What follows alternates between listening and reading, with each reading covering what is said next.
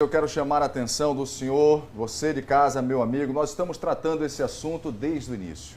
Das primeiras denúncias e o nosso departamento de jornalismo acompanhando todos os desdobramentos. E nós sabemos que o caso está correndo em segredo de justiça e que a qualquer momento, a delegada responsável pelo caso vai concluir o inquérito. Mas na manhã de hoje nós fomos surpreendidos com a manifestação deste advogado, que é o advogado das vítimas.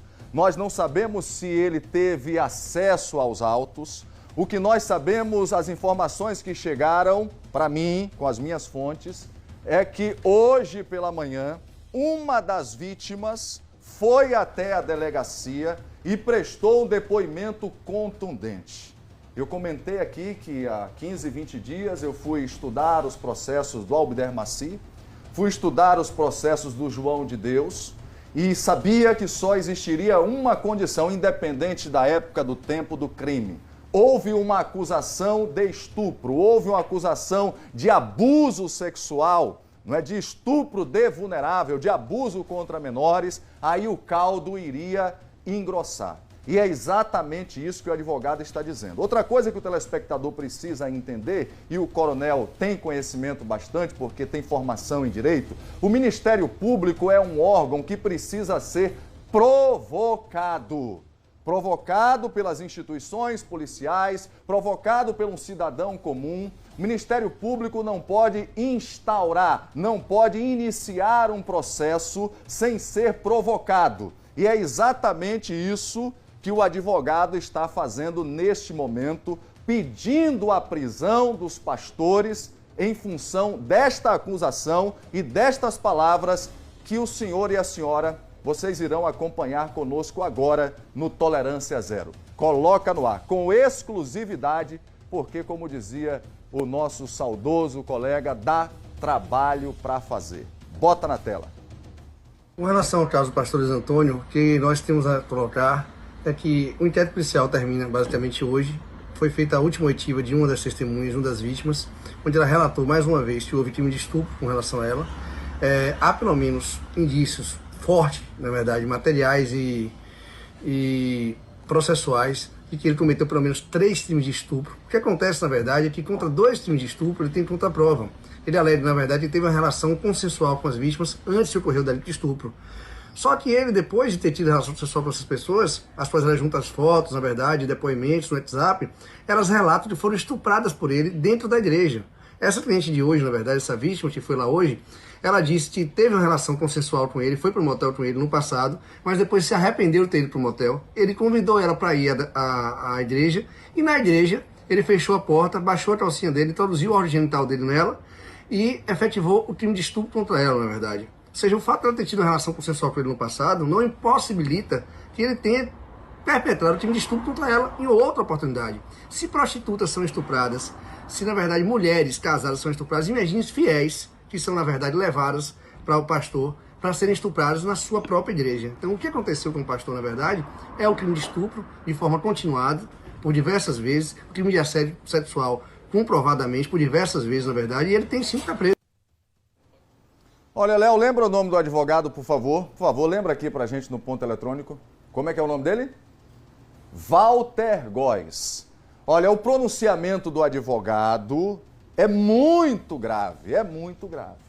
Se ele está fazendo estas afirmações, ele teve acesso aos depoimentos e, na minha simples e modesta opinião, este pastor, ou se fingia de pastor, ou qualquer coisa, ou líder religioso, tem que ser preso imediatamente.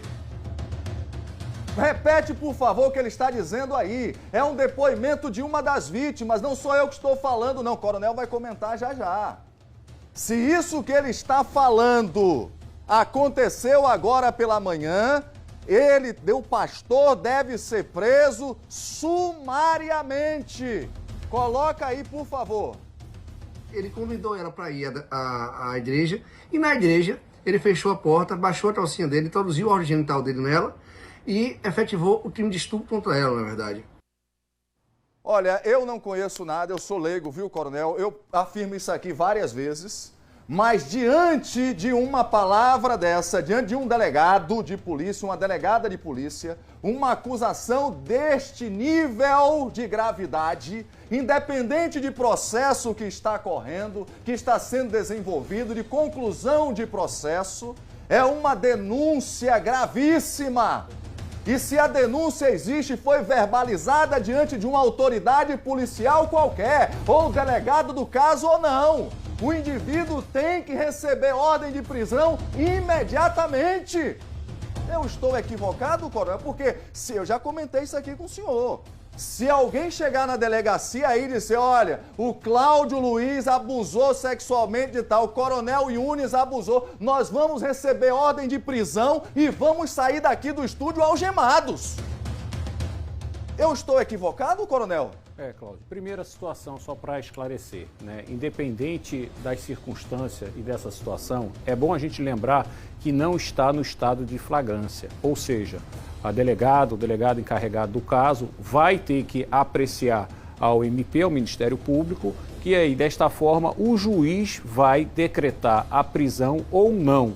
As pessoas podem ser presas em duas situações, ou em flagrante delito ou mediante a ordem judicial. Neste caso, né, ele não está em estado de flagrância, vai depender a solicitação por parte do encarregado do inquérito pelos indícios e a Justiça assim deferir a solicitação por parte do Ministério Público. Mas dentro dessa situação, Cláudio, o que a gente coloca de mais grave em todas essas situações, e parece que todas as vítimas narram a mesma situação, é que em determinados momentos os fatos ocorreram dentro do estabelecimento religioso. Isso é algo que todo mundo tem que parar e pensar. Eu acho que não é lógico e não é o local adequado para nenhum tipo de relação. Se ocorreu dentro daquele, não resta dúvida que precisa ser apurado, precisa sim ser responsabilizado, até porque as pessoas que vão para uma entidade religiosa, elas vão na busca de uma outra solução, vão buscar a Deus, vão buscar os encaminhamentos religiosos e, neste caso, foram surpreendidas por um abuso sexual. Isso é muito grave dentro do contexto de uma sociedade que existem os locais para a prática de relações sexuais e não é em nenhuma instituição religiosa. Isso é claro, é óbvio e todo mundo vai entender. E se ele é o líder religioso e ele sabe disso, ele não deveria de maneira alguma, nenhuma dessa prática como é dita pelo advogado, se verdade for, isso é um absurdo, isso é um afronto não só à questão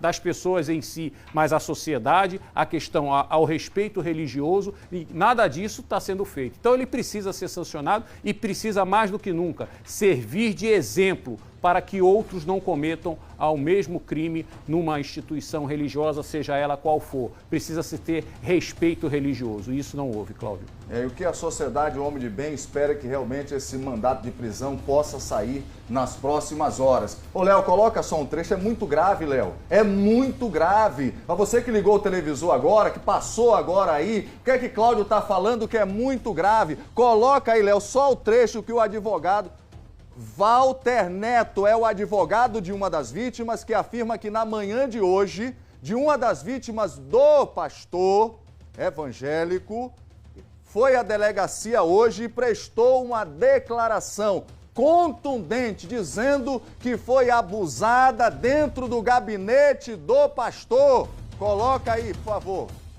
Ele convidou ela para ir à igreja e na igreja ele fechou a porta, baixou a calcinha dele, introduziu o órgão genital dele nela e efetivou o crime de estupro contra ela, na verdade. Pronto. Tá aqui, ó. Em nota, a assessoria de comunicação da Secretaria de Segurança Pública informou que o inquérito instaurado pela Delegacia da Criança e Adolescente está concluído. As vítimas já haviam prestado depoimento e a defesa solicitou esse depoimento complementar. O inquérito da Delegacia da Mulher foi o mais demorado e, por necessidade de levantamento de indícios, a pedido da delegada Renata Boim e por pedidos também dos advogados envolvidos no processo. Nós estamos aguardando uma nota, um posicionamento do advogado Aurélio Belém, que representa os pastores Luiz Antônio e Lucas Abreu. O espaço aqui segue aberto como preza o jornalismo da nossa TV Atalaia. Ô Léo, e nós recebemos também uma informação de momento que amanhã vai existir uma coletiva online. A secretaria vai se manifestar amanhã pela manhã sobre o detalhamento do inquérito e desta denúncia gravíssima que foi apresentada, delegada agora pela manhã, onde uma das vítimas afirma de forma contundente que foi estuprada pelo pastor Luiz Antônio. É a fala que nós ouvimos agora do advogado de defesa.